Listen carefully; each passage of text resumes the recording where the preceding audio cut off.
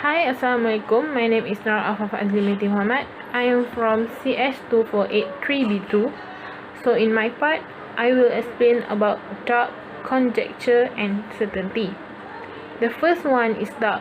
So what is doubt? Doubt is a mental state in which the mind remains suspended between two or more contradictory propositions, unable to be certain of any of them. Doubt on an emotional level is indecision between belief and disbelief. It may involve uncertainty, distrust, or lack of conviction on certain facts, action, motive, or decision. Doubt can result in delaying or rejecting relevant action out of concern for mistake or missed opportunity. Is conjecture. Conjecture is a guess or about something based on how it seems and not on proof. Initially, this term refers to a judgment based on a person's race before having relevant information on which to base that judgment. Furthermore, conjecture is also applied to other fields besides race. The understanding is how an absurd attitude that is not influenced by rational reason. Last one is certainty. Certainty is the state of being definite or of having no doubts at all about something. Certainty is the opposite of doubt and conjecture. There are 3 degrees of certainty in knowledge. The first and the lowest degree of certainty is Ain al-Yaqin. The second is Ain al-Yaqin, and the third one is Haq al-Yaqin. The first degree Ain al-Yaqin is certainty arise from sound reasoning and judgment, which is the result of man's application of his intellect. The second degree of certainty is Ain al-Yaqin, which means certainty which is achieved from personal observation and investigation. The highest degree of certainty is Haq al-Yaqin, that means the absolute truth with no possibility of error. Haq al-Yaqin is achieved from inner or personal experience. Inner experience is direct knowledge given by God through relevant intuition and inspiration. To be understand the degrees of certainty, consider the following illustration. From a synthesis of data and information, a person makes a sound conclusion that philosophy really can enhance good thinking. At this point, the person achieves Ain al-Yaqin, for the certainty is gained from using his thinking abilities to make judgment on the available data and information about doing philosophy. To be more certain of his conclusion, he made an investigation to measure the effects of doing philosophy in promoting good thinking. He now has the evidence from his own personal observation and investigation that philosophy do enhance good thinking. In this juncture, he has achieved Ain al-Yaqin. Ain al-Yaqin is not certainty from seeing, for vision is unreliable, but certainty from having proven the truth through investigation. Convinced on the results of doing philosophy to enhance good thinking, that person studies and applies philosophy.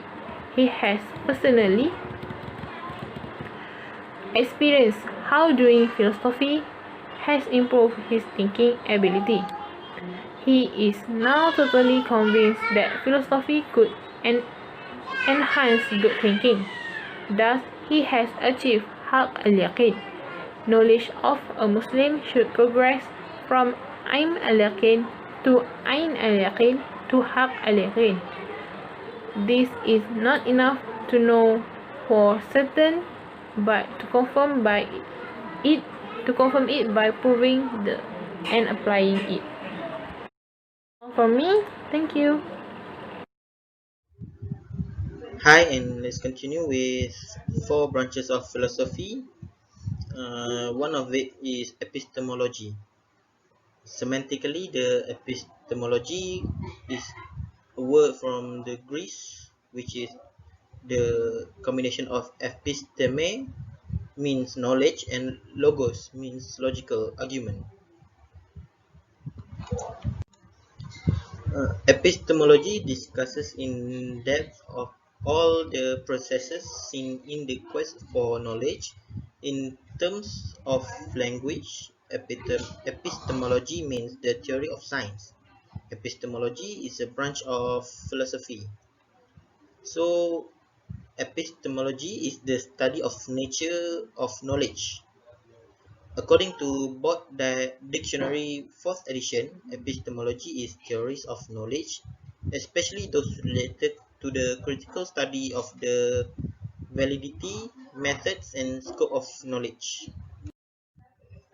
Then, another branch of philosophy is logic. Logic comes from the Greek word logos, which gives the meaning of utterance, statements, thoughts, and common sense that is reason.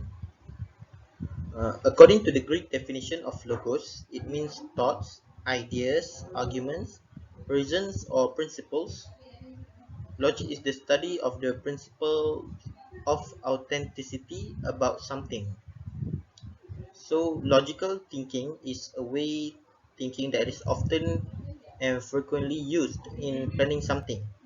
Generally, logic is understood as what the human mind can understand, that is, using evidence to explain something that is not clear at first. So that's all. Assalamualaikum. My name is Kamila binti Rosman. I'm from CS2483A. I'm gonna present about the four branches of philosophy. The four branches of philosophy are ontology, axiology, epistemology, and logic. I will explain about ontology and axiology. Ontology or metaphysics means behind physics, body, or mass. What is discussed in metaphysics is basic concepts such as reality, existence, causality, and so on. Does God exist? What existed before the existence of this world? What is after this world? What is behind the body? What is behind this world? What is behind this outward appearance? All of these are questions that science may not be able to answer. But for Muslim, it is very clear from the scripture brought by the apostles and prophets. What is in the body is the spirit. What is in the realm of this world is the realm of the grave and the realm of the hereafter. Philosophers tried to answer this question but could not find the right answer. Aristotle, Plato, Socrates, philosophers says this world has no beginning and no ending, so there is no doomsday. We do not know this, but through revelations. Hence, the prophet sent to mankind to bring news about the unseen things, such as heaven and hell, sin and reward, doomsday, and all that science cannot unravel. One of the metaphysics question that is to talk about causality. Science study the cause or reason for the occurrence of something. We recover from a fever because of taking medicine. Because of the heavy rain, we get the flu. We are full because we eat. So science holds on to understanding causality. The causality shown in the slide is true according to the outward view or according to the epistemological view. To, to understand it much more simply, we can imagine it is divided into two. One is above the surface of the water and the other is below the surface of the water. One that is outward and one that is unseen. one that is physical and one that is metaphysical. So, ontology or metaphysics talk about the real truth. Epistemologically or outwardly, fire will cause something to burn. Is it true that a fire is powerful enough to burn something? Does heavy rain have the power to cause the flu? Is medicine powerful to cure the disease? According to Imam Al-Ghazali, medicine of fire is incapable of causing the cure of disease or burning of something. Allah allows fire to burn, and Allah allows whether the fire can burn or become cool. Medicine has no power to cure. Hard work is not a guarantee of success. The one who has power is none other than Allah. Human duty is to put an effort or make a choice on something, but only God determines the decision and the result. We try to take medicine, Allah determines whether we heal or not. We strive to learn, Allah determines whether we succeed or not. The reward given is not for the result but for the effort. Everything that happens in the provision of Allah is who is control of everything. What is called the law of nature is in fact God's customary way of acting, or we can call that Sunnah Allah. And this law is not rigid because it is always open to various possibilities. As usual, the fire will burn. That is the Sunnah of Allah. But Allah has the power to make it cool, windy, or whatever according to Allah's will.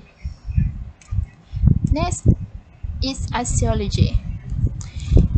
Astrology is the branch of philosophy that studies values. What is good and bad? What is right and wrong? What is beautiful and ugly? What is good for Ahmad is not necessarily good for Ali. What is beautiful in the wife is not necessarily beautiful in the eyes of the husband. Wearing a bikini on the beach is considered appropriate to the secular Western view.